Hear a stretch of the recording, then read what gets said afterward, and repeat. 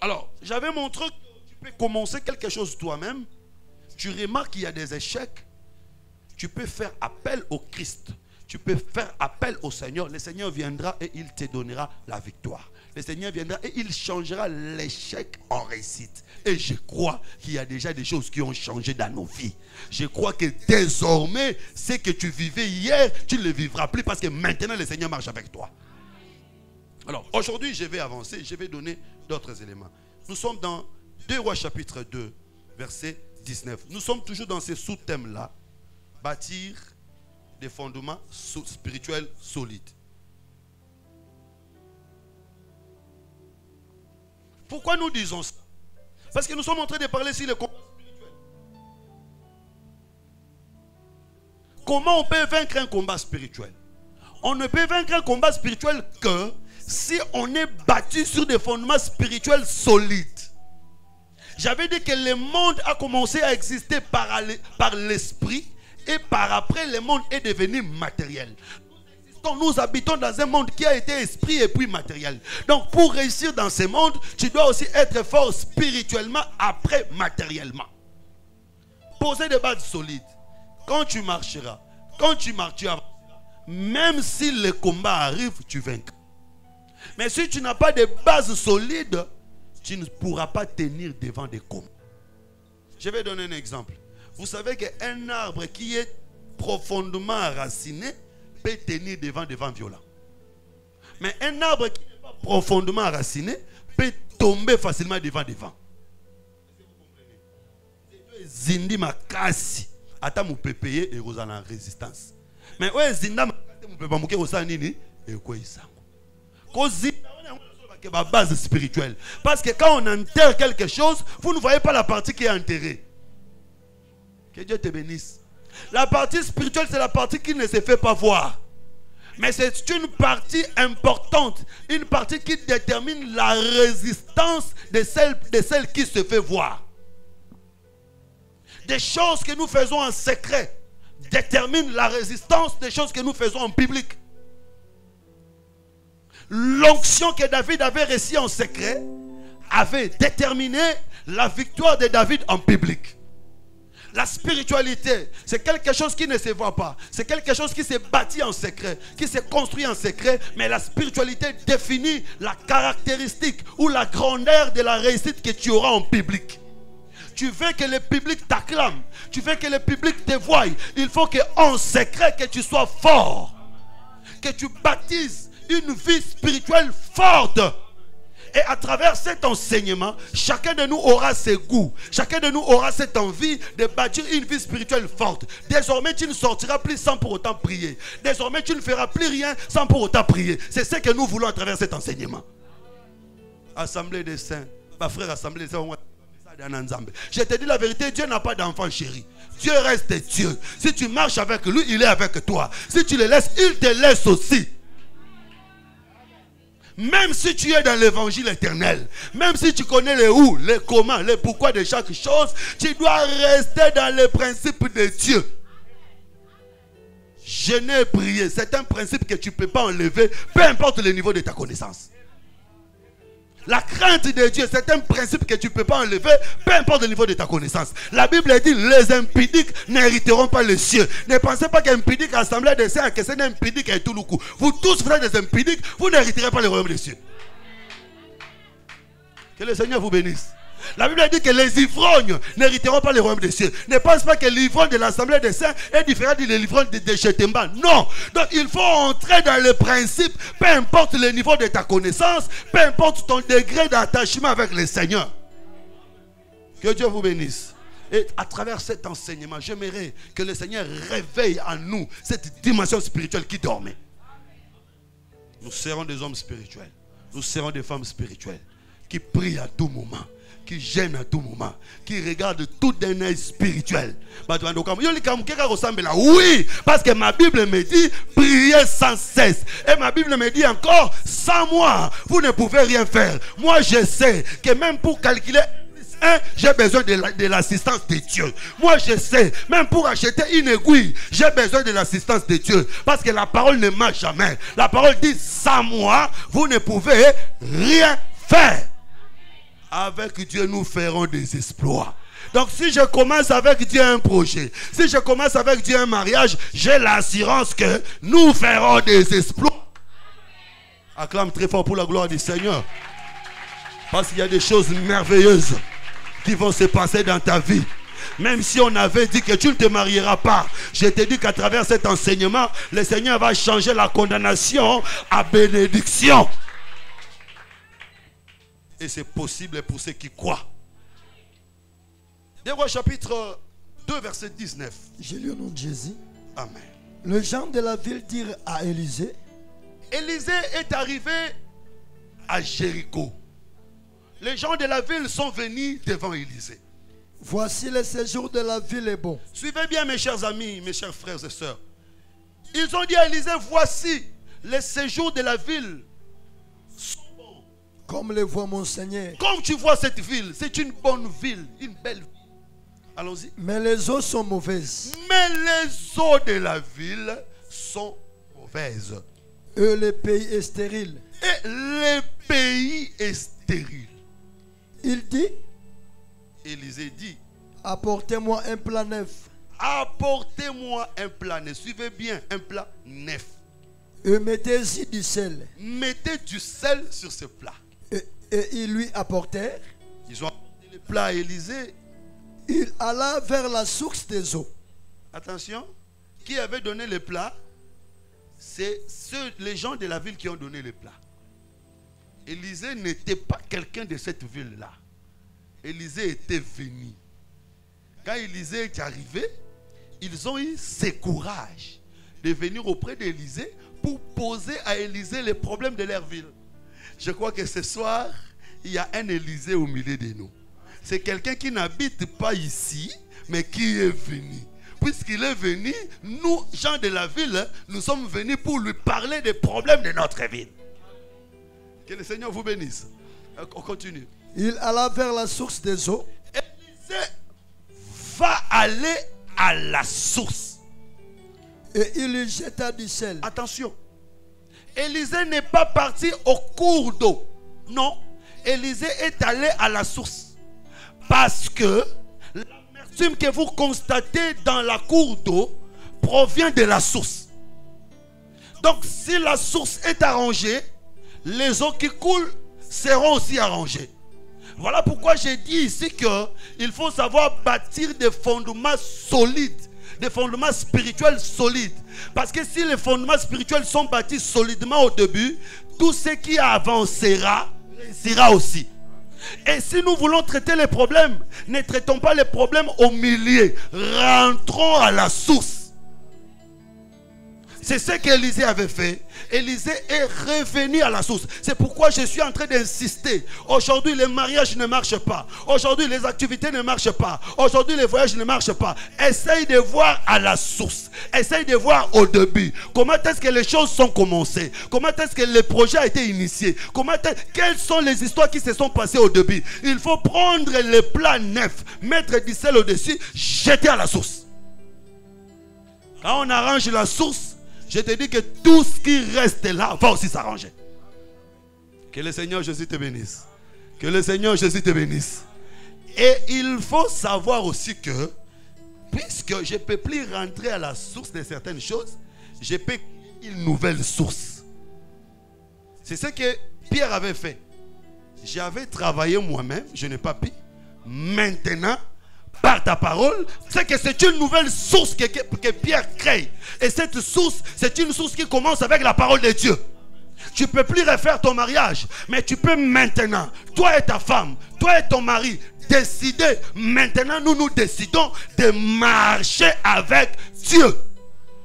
Oh, que le Seigneur te bénisse. Que le Seigneur te bénisse. Allons-y, papa.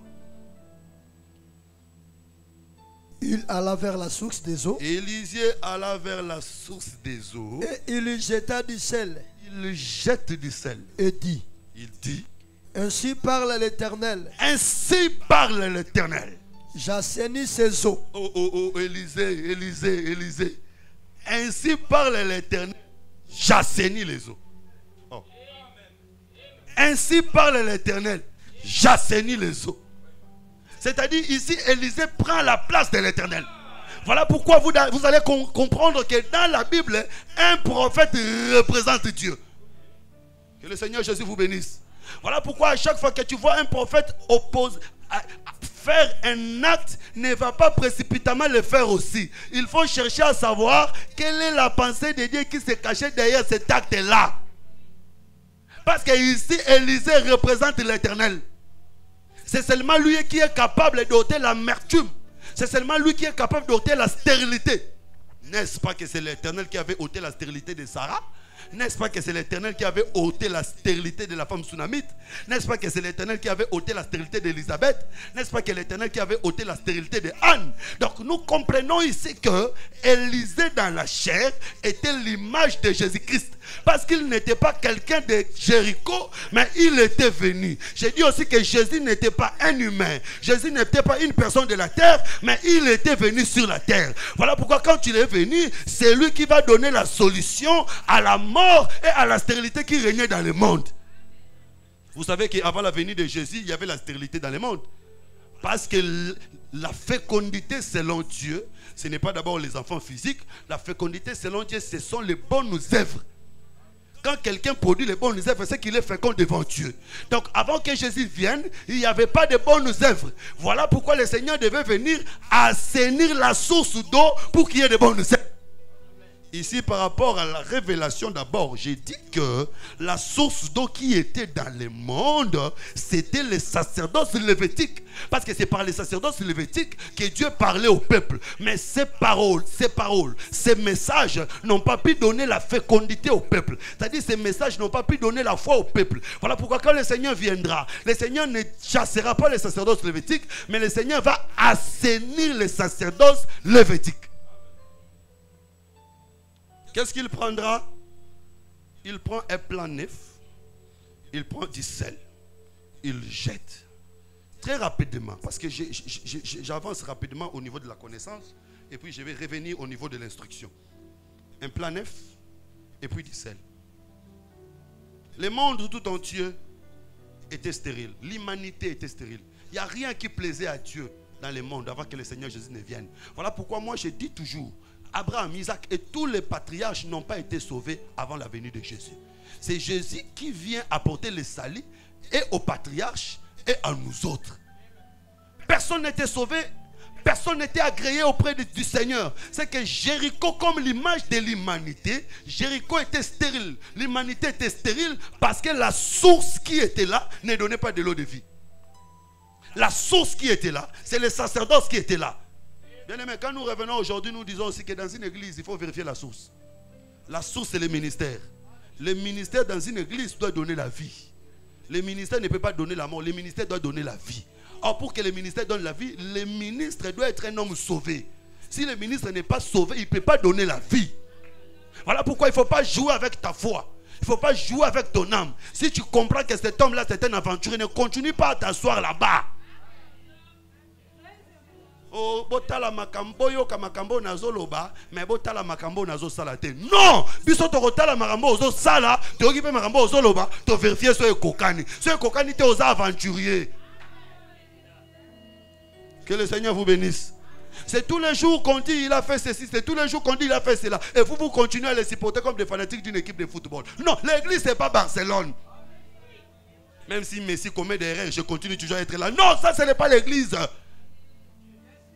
Parce que c'est lui la source. L'eau qui sort de la source, c'est ce qui détermine ce que la vie sera dans la ville. Si la source ne donne pas une bonne eau, la vie ne sera non plus bonne dans la ville. Et nous disons que la source qui existait, c'était les sacerdoces lévitiques. C'est des sacerdoces basés sur les sacrifices terrestres, si les sacrifices de la chair n'ont pas donné la vie. Voilà pourquoi le Seigneur devait venir jeter du sel avec un plat neuf. Ici, je ne dis pas qu'aujourd'hui, je demande aux hommes de Dieu de prendre du sel, d'aller jeter dans des maisons. Parce qu'il y a des serviteurs de Dieu comme ça, qui prennent du sel, qui jettent dans des maisons pour chasser les démons. Vous pensez que les sorciers ne mangent pas du sel? Non, ici il faut chercher à comprendre qu'est-ce que signifie le sel.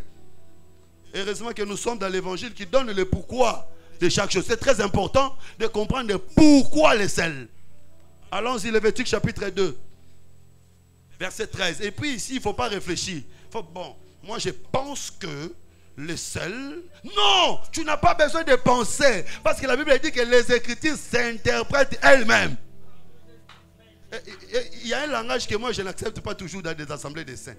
Maintenant, je prends Jéricho comme... Tu prends Jéricho, toi, tu es qui? Nazui Nazareth. Ozui Yonan. Tu as écrit dans le contexte nango. Un homme de Dieu, c'est comme un artiste. Un artiste, quand tu viens, par exemple, devant le clavier, on n'a pas besoin que toi, tu fasses sortir le son du clavier dans ta bouche. Non. Nous avons besoin que toi, tu joues, que le clavier fasse sortir le son.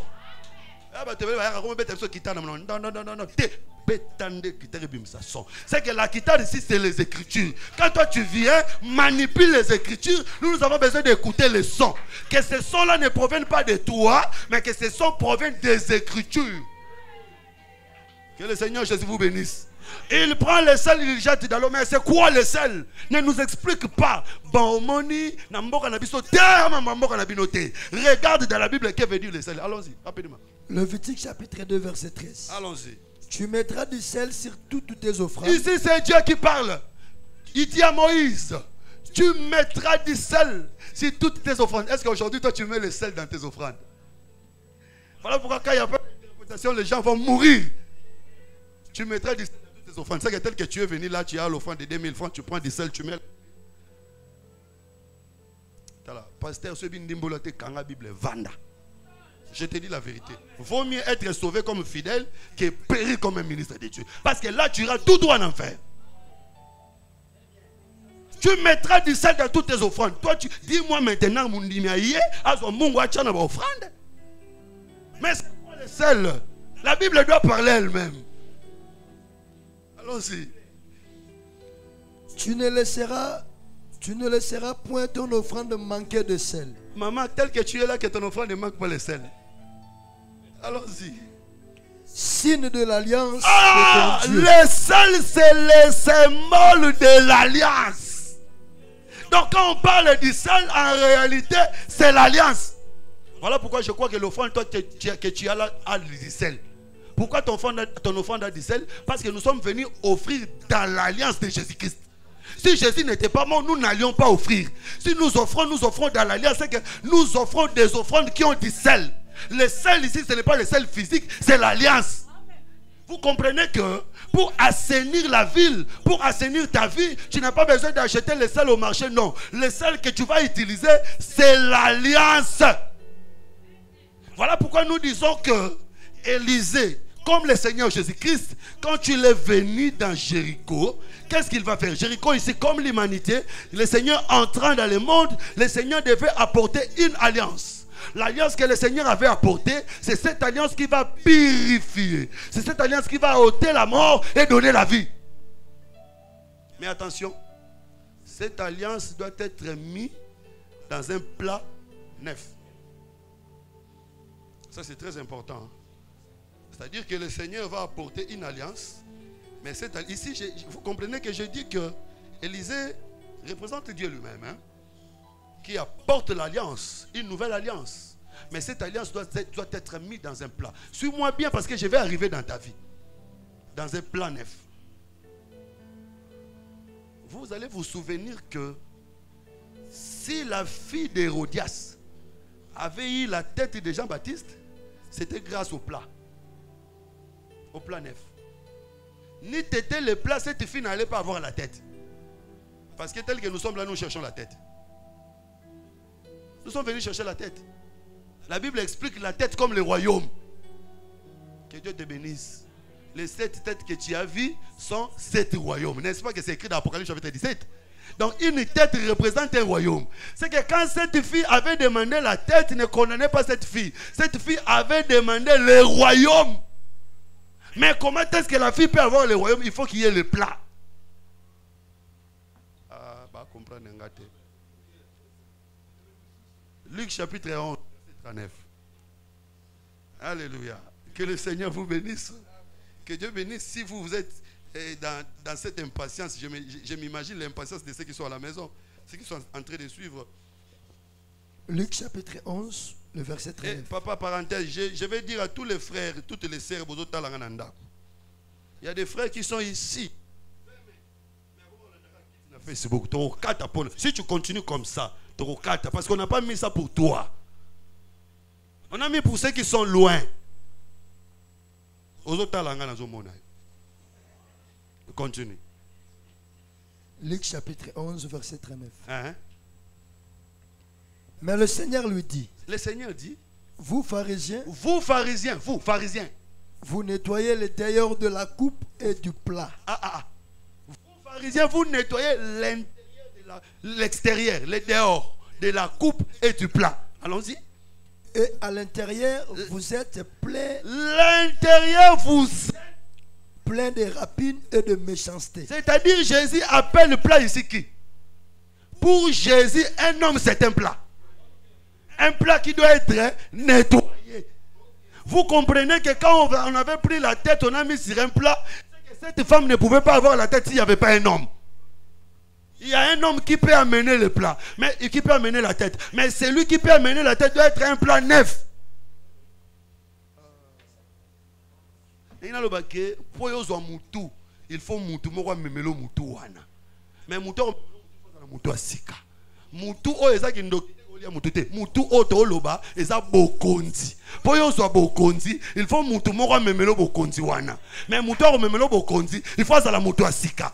J'ai dit que le plat qui avait apporté la tête de Jean-Baptiste, c'était Jésus.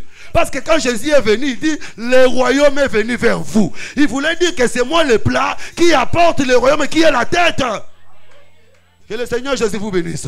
Voilà pourquoi nous disons aussi que c'est lui le plat neuf qui avait apporté du sel, la nouvelle alliance, pour assainir les eaux. Maintenant, quand lui il est parti, aujourd'hui, si Jésus veut sauver, Jésus utilise aussi des plats. Les plats que Jésus utilise aujourd'hui, ce sont les ministres de la parole. Voilà pourquoi un ministre ne peut pas être un bol. Un ministre doit être un plat. Il ne doit pas être kibakoudi. Il faut être un plat. Pour kibakoudi, pour moutozo, pour ndana. Mais plat. Tout le monde peut voir facilement ce qu'il y a là-bas. Tout le monde peut récupérer facilement. Je veux dire qu'un ministre doit apporter la nourriture et s'ouvrir, avoir la capacité de distribuer. Parce que quand on place la nourriture sur un plat, chacun peut récupérer facilement. Pour convaincre, parce que les Écritures doivent convaincre. Allons-y dans Proverbe. Proverbe chapitre 19, versets 23 à 24. Très rapidement, parce que là nous sommes en train de tourner la ville de Jéricho. Verset 23. 19, 23, 24. Rapidement. Aïe. Allons-y, papa. Proverbe 19, 23 à 24. Ok. La crainte de l'Éternel mène à la vie. La crainte de l'Éternel mène à la vie. Et l'on passe la nuit rassasié. Et si tu crains l'Éternel, tu passeras ta nuit rassasié. Sans être visité par le malheur. Tu ne seras pas visité par les malheurs. Le passeré plonge sa main dans le plat. Les paresseux. Le paresseux. Écoute, les paresseux plonge sa main dans le plat. Et il ne la ramène pas à sa bouche. Mais il n'arrive pas à ramener cette main dans la bouche. Oh, Boniko,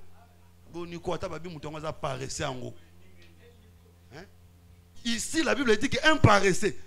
Parce que tu appelles tes enfants, toi tu es paresseux, toi. Hein? Mais écoute maintenant la définition d'un paresseux selon la Bible. Un paresseux, c'est quelqu'un qui est paresseux jusqu'au point où, même si tu lui mets la nourriture ici, il est incapable de mettre la main dans le plat, prendre la nourriture et mettre dans la... C'est lui-là qui est paresseux. Donc tu peux être quelqu'un fort, puissant, tu frappes les gens, tu travailles beaucoup. Mais si tu n'es pas capable de mettre ta main dans le plat, prendre la nourriture et mettre dans la bouche, tu es paresseux. Ah, là, il ne s'agit pas du plat de ta maison. Le plat ici, c'est le ministre. De tel que je suis ici, je suis un plat. Je suis un plat. En moi, il y a la nourriture. Mais c'est seulement les gens qui sont habiles qui vont prendre cette nourriture et manger. Ici, si les parents qui sont ici, ils sont incapables de prendre la nourriture qui est à moi, manger. C'est qu'un paresseux, c'est celui qui est incapable de croire à la parole qu'un ministre de Dieu apporte. Parce que je suis un plat devant vous avec la nourriture. Mais il y a beaucoup de gens qui sont venus ici qui ne seront pas capables de mettre la main dans ma vie, de mettre la main dans ma bouche, récupérer ce que j'ai dit et manger. Tels qu'ils étaient entrés, ils vont sortir comme ça. C'est que ces gens-là, selon Dieu, ce sont de paresseux. Que le Seigneur Jésus vous bénisse. Que le Seigneur Jésus vous bénisse. Que le Seigneur Jésus vous bénisse. Donc ici, nous comprenons que le serviteur de Dieu qui est le plat, le sel qui est l'alliance, change l'amertume en douceur, change la stérilité en fécondité. Ministre de Dieu qui porte l'alliance, il peut changer dans ta vie. Les choses qui ne marchaient pas vont marcher. Des choses qui échouaient vont réussir. Est-ce que quelqu'un comprend? Même si Jéricho n'avançait pas, même si la vie ne réussissait pas, mais puisque le Seigneur utilise le plat et le sel, les choses vont avancer. Voilà pourquoi j'ai dit que dans la consécration de nos activités, dans la consécration de nos mariages, dans la consécration de nos projets, il faut qu'il y ait les hommes de Dieu, mais il faut aussi qu'il y ait l'alliance. Et nous sommes dans la grande alliance, l'alliance que Jésus avait accomplie sur la croix de Golgotha. Croyons à ça. Mais je veux aussi que chacun de nous sache faire une alliance avec Dieu. Vous savez ce que Jacob avait fait? Il dit au Seigneur, si tu me donnes les habits, si tu me donnes du pain, tu seras mon Dieu. C'est une alliance. Parce que l'alliance, c'est un accord. Je crois que j'ai déjà parlé de ça ici. Si tu veux consacrer quelque chose au Seigneur, il faut savoir promettre à Dieu quelque chose. Tu dis, Seigneur, j'ai beaucoup échoué. Maintenant, je vais réussir. Si j'ai réussi, je ferai ceci pour toi. C'est une manière de consacrer la chose entre les mains du Seigneur. Seigneur, si tu protèges mes enfants, je ferai ceci. C'est-à-dire que dans la consécration, il faut qu'il y ait une alliance entre l'homme et Dieu. Mais il faut qu'il y ait aussi un serviteur. Il faut que tu passes par le canal d'un serviteur, c'est important. Que le Seigneur vous bénisse. Que le Seigneur vous bénisse. Maintenant, je rentre parce que je vais clôturer. Jéricho, c'était une ville maudite. Vous savez que Josué avait maudit Jéricho. Josué chapitre 6, verset 26. Vous allez lire vous-même. Josué, après avoir combattu contre la ville de Jéricho, Josué a prononcé les paroles de malédiction contre Jéricho. Il a dit que maudit soit celui qui bâtira, qui rebâtira la ville de Jéricho. Il posera les fondements au prix de son fils aîné. Il posera les portes au prix de son fils cadet. Je sais qu'il y a beaucoup d'interprétations qu'on peut donner là-bas. Je laisse toutes ces dimensions-là. Je prends Jéricho comme un homme, comme une personne. Parce que dans la Bible, une ville peut représenter aussi une personne. Il y a beaucoup de textes qui me soutiennent, non? Il y en a tellement nombreux. Tu peux d'attendre qu'on va connaître. Ah, yo, il y a bien éviter. Bon, fais un exemple. Tu peux d'attendre qu'on va connaître. Voilà, Jésus dit que vous êtes une ville bâtie sur une montagne. C'est qu'une ville représente une personne. C'est que quand Josué était en train de maudire Jéricho, Josué maudissait aussi une personne. Que Dieu te bénisse. Mais pourquoi Jéricho a été maudite? Jéricho n'a pas été maudite parce que Jéricho avait commis un péché. Non. À cause des personnes qui habitaient dans Jéricho. Ce sont les personnes qui habitaient dans Jéricho qui ont fait que Jéricho soit maudite. Et j'ai dit aujourd'hui, chacun de nous a des personnes qui habitent en lui. Qui sont les personnes qui habitent en toi? Les différents désirs qui sont en toi sont des personnes qui habitent en toi. Attention, à cause des différents désirs que tu as, tu peux être maudit. Je sais que je vais entrer en profondeur quand je parlerai sur l'état spirituel. Je vais parler sur ces choses. Parce que les désirs sont comme des visiteurs. Je vais expliquer. Et tous ces visiteurs peuvent t'apporter la bénédiction comme la malédiction. Les désirs de la prière peuvent t'apporter la bénédiction. Mais les désirs de la sexualité, les désirs de l'impudicité, les désirs de l'ivrognerie, les désirs du vol peuvent t'apporter la malédiction. C'est à cause des personnes qui habitaient dans Jéricho que Jéricho a été maudite. Jusqu'à tel point où on dit que maudit soit celui qui te bâtira. Il y a des personnes comme ça. Si quelqu'un se décide de l'aider, c'est seulement le jour où cet homme-là se décidera de t'engager que sa société tombera en faillite. C'est seulement les jours où toi tu iras vendre dans ces marchés-là que Ngobila a au Kangazand. Je vous dis, il y a des malédictions jusqu'au niveau où les jours où toi tu décides de mettre une table à Matadikibala, quand Nyama va passer là-bas, vous frappez toutes les mamans qui sont là. Ce sont des réalités. Ce sont des réalités. Quand quelqu'un se décide de t'aider, il tombe en faillite. Même quand un homme vient pour t'épouser, Misala ne fait béba. Et pour une telle personne, il faut un service de haute dimension spirituelle. Élisée arrive dans une ville qui a été maudite par Josué. Je te dis que ce n'était pas facile. Ce n'est pas n'importe qui peut délivrer une telle ville. Qui a maudit ta vie? Qui a déclaré des choses sur ta vie? Celui qui va venir ôter cette malédiction doit avoir une dimension spirituelle élevée. Élevée par rapport à celui qui avait parlé. Voilà pourquoi la Bible dit Christ en nous, c'est l'espérance de la gloire. C'est que la force d'un ministre de Dieu, ce n'est pas la taille de son ventre, ce n'est pas la grandeur de sa voix, ce n'est pas la taille de sa richesse, mais c'est le Christ en lui. Est-ce que l'homme qui est venu devant toi, à l'intérieur de lui, il y a Jésus ou pas? Même plus loin, ce n'est pas le niveau de sa connaissance, parce qu'il y a des gens qui ont la connaissance mais qui n'ont pas Jésus. La connaissance, je veux ça, parce que moi-même j'ai la connaissance et je continue à me plonger dans la connaissance. Moi je dis toujours que si j'attends j'irai se prêcher à Tchebar na 2 tant qu'on a 3.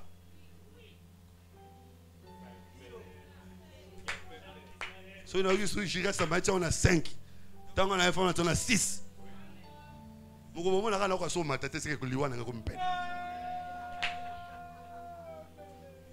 Je reste 6, je 5 et demi. Lobby sous Jonas 7, je 6 et demi. Là, je sers déjà des libations. Mais aussi longtemps que je suis encore là, voilà pourquoi moi je n'ai jamais été jaloux de quelqu'un. Même si on dit que c'est le prophète qui gagne, même si on dit que c'est le docteur qui gagne, que le Seigneur Jésus vous bénisse. Que le Seigneur Jésus vous bénisse. Que le Seigneur Jésus vous bénisse. C'est-à-dire que cet homme-là devait avoir Jésus en lui. Je peux avoir la connaissance, c'est bien, mais je dois avoir Jésus. Et que personne ne vienne vous mentir. Jésus, c'est avoir la connaissance au Kossi. Avoir la connaissance, c'est autre chose. Avoir Jésus, c'est autre chose. C'est deux choses différentes. Mais des choses qui peuvent marcher ensemble. Tu peux avoir Jésus et la connaissance. Que le Seigneur vous bénisse. Alors ce soir, je suis venu pour assainir une ville qui a été maudite. Je l'ai dit au nom de Jésus-Christ, au nom du Seigneur. Bien-aimé, peut-être que tes activités ne marchent pas à cause de notes que tu avais posées. Peut-être que tes activités ne marchent pas à cause d'une parole prononcée sur toi. Peut-être que... Et attention, Josué avait maudit cette ville plusieurs années avant. Si vous calculez l'intervalle des années qui existent entre le temps où Josué a vécu et Élisée a vécu, il y a plusieurs générations à l'intérieur. Mais cette malédiction a traversé des générations. Pourquoi? Parce que je vous ai dit que les paroles deviennent des esprits. Les hommes meurent, mais les esprits ne meurent pas. Quand on prononce une parole de malédiction, cette parole peut traverser des générations. C'est pourquoi je dis toujours, ma soeur, tu ne te maries pas. Ta famille, il n'y a pas de gens qui se marient. Tes soeurs ne sont pas mariées. Il y a des complications comme ça. Attention, même les qui est en train d'accoucher là, par-ci, par-là, il y a des choses que nous devons faire. Non seulement pour nous, même pour notre descendance. Oh, la ville était bonne, une belle ville. Mais la vie à l'intérieur, c'est pas beau vivre. Il y en a qui serre Moussoubou Tali Moisi. Moisi. A Koki na Makambo, Nyos. Mais, il va aller au Simbade. Et Simbade. Et Simbade. J'étais en train de parler avec une sœur aujourd'hui avant de venir. Il dit, j'ai ma petite sœur. Son mari, c'est un homme qui a l'argent. Mais qu'est-ce que cet homme fait? Il va toujours au marché lui-même. fait les marchés lui-même. Il rentre à la maison, il dit que ce que j'ai acheté ici, c'est pour 3 jours. Mais c'est un homme. Quand tu regardes, tu vois un homme. Mais c'est ça des personnes comme ça, Jéricho. Tu vois un homme, une ville très belle. Mais Makambwa Salaka. Ah, c'est pourquoi je vous avais dit, mes frères, mes soeurs, attention. Ne vous mariez pas seulement à cause de l'apparence. L'homme est tripartite. Corps, âme, esprit. Son corps peut te plaire, mais vérifie son esprit, vérifie son âme. Parce qu'il y a des gens qui sont mauvais. Il y a des gens qui ont un mauvais cœur. Akabarate. Akabarate. Akabakate. Découvrir. Abo. Anataya bien. Il parle bien. Il réfléchit bien. Azana moi du punaï. Mais akabarate. Mais au début tu ne comprendras pas. Pour mon temps, il y a $50. Et rendez-vous à l'Ibosoka à 50. Et frère, vraiment bien. Nous voyons ça à calculer que 50, tu fait couvrir 3 mois. Que le Seigneur vous bénisse. Jéricho, une bonne ville. Très bien. Mais la source. Alléluia. Bien aimé, il y a des sœurs comme ça. Une très jolie sœur, une belle sœur. Mais la source, une mauvaise source. Et il y a des hommes qui ne se marient pas.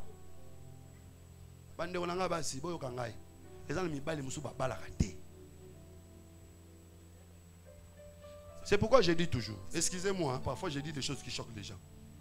Soyez mon l'équipe à âge mort brouillé. À balité. Il faut vérifier. J'ai dit toujours aux frères. Oh, Boniko, Botigan la vérité. Bon, Motalanga Bilongi, Bokangi Bilongi. Et bah, limite, nous sommes 4 ici déjà. Oh, 4 ici qu'on a néni.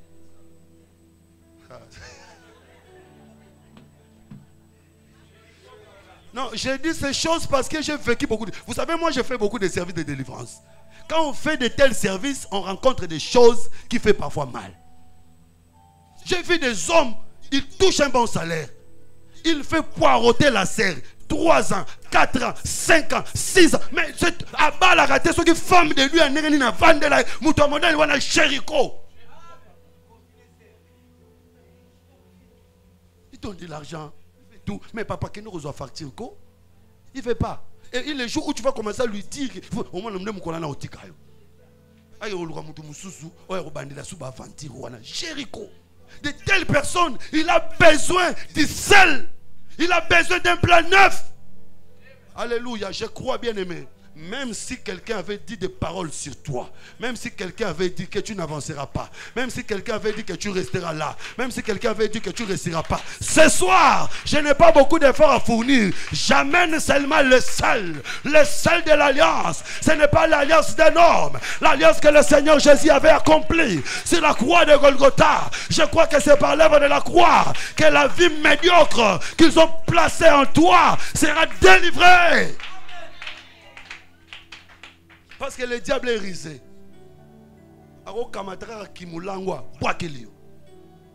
C'est un homme intelligent. On place en lui l'ivrognerie. C'est une jolie femme, une belle dame. On place en elle les mensonges. La méchanceté, l'impolitesse. C'est un homme bon, un homme bien, un homme gentil. Mais on prend seulement publicité démoniaque, diabolique, on le place en lui. Il ne veut pas voir une mouche bouger.